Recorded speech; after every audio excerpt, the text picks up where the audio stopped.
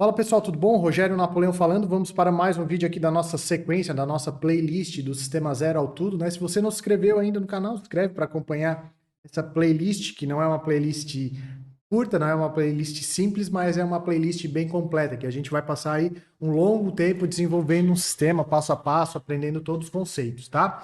No último vídeo nós concluímos a parte do CRUD de usuário, né? Então nós fizemos usuários, fizemos o cadastrar, o consultar, excluir, deletar. Vimos ali no front-end web, né? Refatoramos a tela, melhoramos um pouco a tela. Aquela tela tem como nós melhorarmos também, né? Eu me deparei com um erro ali que depois eu pesquisei, achei um jeito legal de resolver, só que eu não vou ficar não vou ficar pulindo a página, não vou ficar deixando ela 100%, porque nós estamos apenas caminhando no começo aqui, tem muita coisa para evoluir, tá? Então, nós concluímos essa parte de fazer CRUD. Se você não viu esse CRUD, volta aí na playlist para ver como é que a gente desenvolve desde lá do back-end até o front-end um CRUD ali de usuário.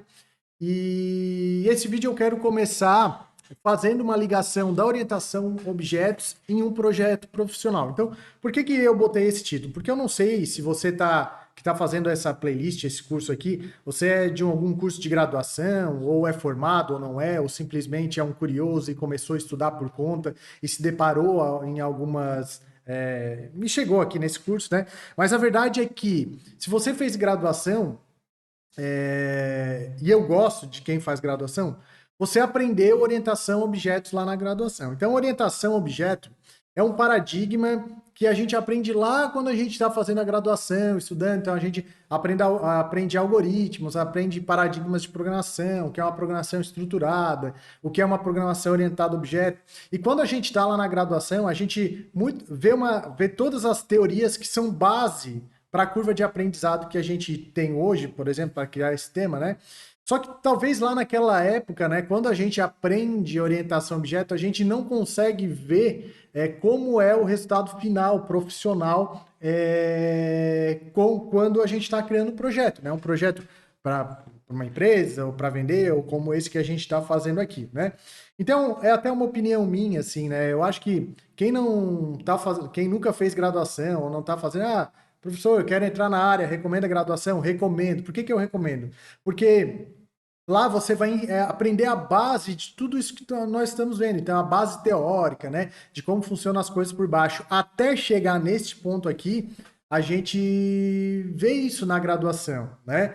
E o que eu vejo às vezes, né? Que algumas pessoas que estão querendo fazer algum sistema, né? Que não tiveram uma graduação como base, né?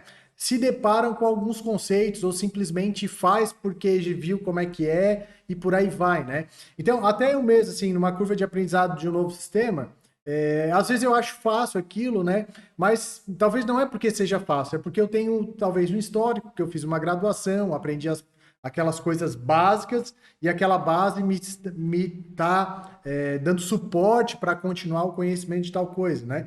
E além disso, né, de nós termos essa base, né, muitas vezes, quando a gente sai da graduação, falta muito do link, né, do link da teoria da base com a prática, vamos dizer assim, né? E nesse vídeo aqui eu quero mostrar para vocês onde nós vamos aplicar a orientação objeto em um projeto profissional, que é isso que nós estamos fazendo, né?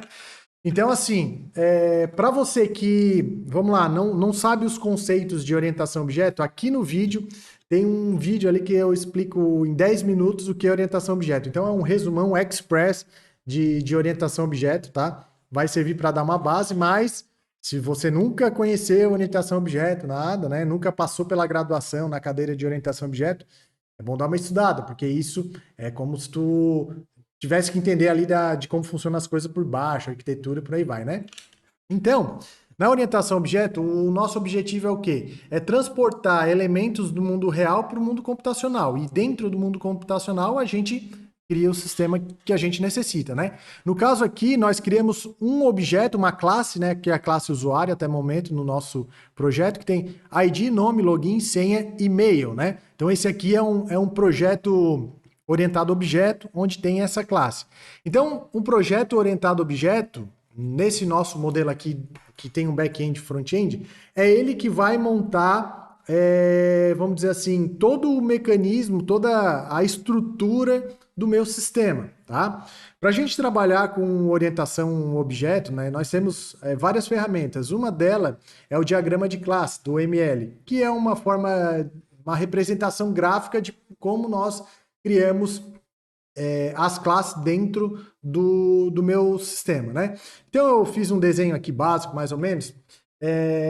Essa modelagem, esse diagrama de classe, eu usei essa ferramenta aqui, porque eu até tinha outras de UML, mas está com a licença expirada, e eu acabei não renovando aqui e tal, não tenho necessidade. E esse aqui eu fiz um modelo bem simples, ele não está nem com todas as notações corretas, mas já vai nos servir de base. Se você passou pela cadeira de orientação a objeto, você está entendendo o que eu vou mostrar aqui, né? Então, o que acontece? No sistema que a gente cria, nós temos os elementos, que são as classes, né, num sistema orientado a objeto, e essas classes, elas se conversam entre si, né? Então, se conversando entre si, as informações ali vão se trafegar, vão se processar, e a gente vai conseguir meio que trazer o mundo real para o mundo virtual, para o mundo computacional ali na programação do nosso sistema. Então, aqui, nós criamos... Então, aqui eu fiz uma simples modelagem de onde o nosso próximo passo do nosso projeto, até como nós vamos chegar um passinho a mais, né, aqui na evolução que nós estamos tendo. Então, até o momento, nós criamos o usuário, certo? Nós criamos a classe usuário, certo? Só que o usuário estava isolado. Ela, por si só vai fazer aquilo, armazenar dados, né, consultar, excluir, não faz muito sentido. Aqui eu adicionei um ML, né, um diagrama de classe, né, de classes aqui do paradigma orientado a objeto, que ele faz basicamente a seguinte situação. Vamos tentar entender aqui, ó. Então, no meu sistema vai ter um usuário e vai ter um perfil. Esse perfil vai ser como se fosse assim, ó.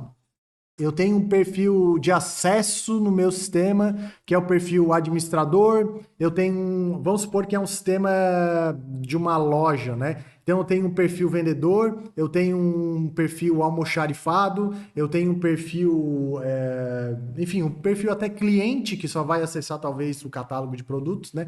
Então o perfil nada mais é que um agrupamento que eu posso montar de usuário, né? Então aqui eu já criei a classe usuário.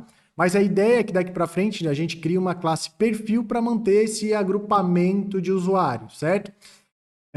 Vou criar também uma classe recurso. O que seria recurso? São as funcionalidades que meu sistema tem. Então vamos supor, eu tenho uma tela lá que sei lá, um relatório de vendas, né? Então é um recurso, eu chamo aquilo ali de recurso, e aquele recurso ele vai me servir para depois eu fazer a liberação do perfil por recurso, dizendo assim, ó, apenas o gerente vai conseguir ver o relatório de vendas, né? Então só o gerente tem acesso ao relatório de vendas. Então para isso eu preciso de uma classe recurso, perfil e usuário, tá? A modelagem aqui, existem N formas de modelar. Tem gente que gosta de, por exemplo, simplesmente botar uma lista de perfil aqui, uma lista de usuário aqui, sem criar uma classe intermediária, né? Então isso vai depender muito do papel de analista de sistemas que vocês vão fazer em cima do modelo. Nesse primeiro momento aqui, a gente não tá para julgar se esse é o melhor modelo ou não, né? Simplesmente vamos supor, né, que vocês estão trabalhando numa empresa, veio a analista de sistema, jogou esse modelo para vocês, ó, vocês vão desenvolver desse jeito aí porque foi o que eu modelei e é o que eu quero, né? E nós vamos seguir mais ou menos assim daqui para frente no curso. Eu modelei isso aqui porque eu acho interessante trabalhar nesse formato. E nós vamos seguir o desenvolvimento desse cara aqui. Então, concluindo aqui a análise desse projeto orientado a objeto. Então, eu tenho usuário, eu tenho perfil e tenho recurso. Dentro de perfil usuário é onde eu vou relacionar, dizendo que, por exemplo, o usuário João tem o perfil de gerente. A usuária Maria tem o perfil de administrador do sistema, né? Então, esse cara aqui é onde eu vou fazer essa relação.